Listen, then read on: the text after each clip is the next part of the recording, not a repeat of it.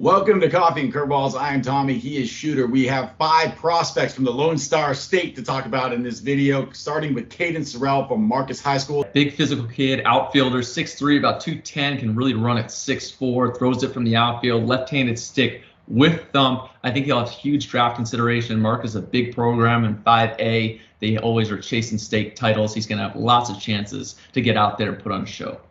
Another guy staying in state going to Texas A&M is Weston Moss. Weston Moss came off an injury, had Tommy John surgery, so kind of cooled down a little bit there, but he's starting to rise. He's up into the mid 90s throughout the fall. It's clean, jumps out of the hand. Whether or not he goes in the draft or gets to campus, I think there's huge upside. Gotta love the way he moves down the mound. And out of that mega high school, South Lake Carroll and ASU commit Ethan Mendoza.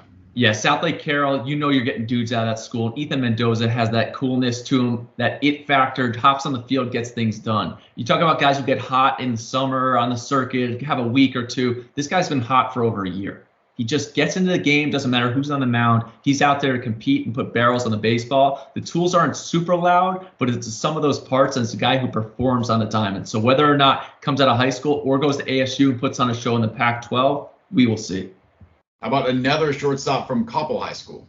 Now, we talk about Mendoza not having all those big, loud tools. Pompey does have those loud tools. Putting them all together is what we're going to want to see throughout the spring. And he looked the part in the fall when I got to see him in Weatherford. He's 6'3", uber athletic, can really roam around shortstop. He's going to stick there. Big arm talent, made some silly plays. And then at the plate, there's power from the right side. That stick continues to produce throughout the spring. I think they'll have a lot of value on a guy like that who can stick at shortstop and also pitches. And our fifth and final guy, pitcher with probably the best name you can possibly have as a pitcher, it's Cannon Kemp.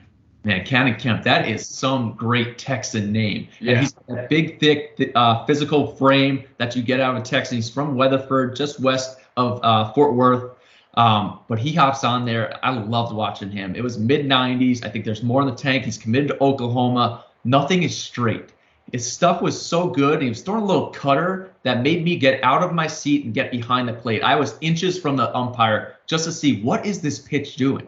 You can't differentiate it. It looks like a four-seam fastball, and it just bolts out of the hand. So he can go sink, he can go slide, he can go cutter. I think there's tons of upside. He would be my helium candidate in the state of Texas with our yearly guy. Who is going to be the hard-throwing Texan that pops up? Cannon Kemp's my guy.